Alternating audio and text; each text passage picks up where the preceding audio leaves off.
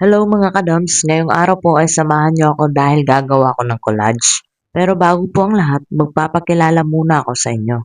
Ako nga pala si Dominic aka Gary, ang tomboy na nag-aaral ng ALS sa Samal Island.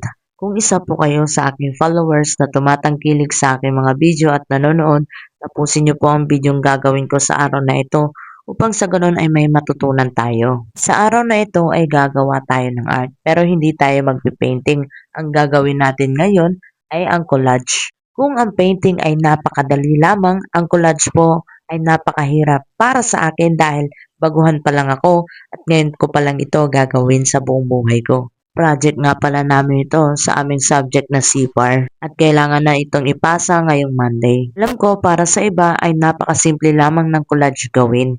Pero maniwala po kayo sa hindi ay talagang first time ko po itong gagawin. So ang mga materials na ating gagamitin para sa collage na ating gagawin, isang coupon band, tapos mga magazine na hindi na ginagamit. Kailangan din natin ng gunting at pandikit. Kung sakaling gagawa man kayo ng collage ay pwede rin kayong gumamit ng newspaper. Paggawa ko nga sa project kong ito ay talagang natagalan ako at inabot ako ng ilang oras. Nag-start ako ng 12 noon at natapos ako ng 5 PM ng hapon. Akala ko talaga nung una ay hindi ko talaga mape-perfect ito dahil hindi ko pa nga alam kung paano to gagawin. Ang una kong hakbang na ginawa dito ay naghanap muna ako ng mga idea na pwede kong gayahin. At nung nakahanap na ako ng idea ay sinimulan ko na ito kaagad.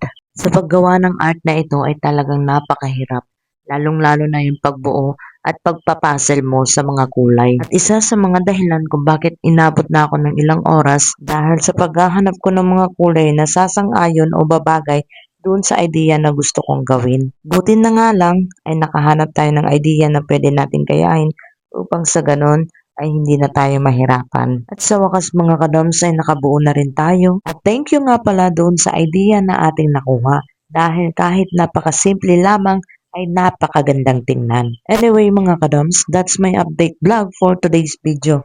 Maraming salamat po sa mga nanonood at sa mga bagong followers natin dyan. Huwag po sana kayong magsawang magsubaybay sa aking mga video. Hanggang dito na lang po. Maraming salamat. Bye! Mwah.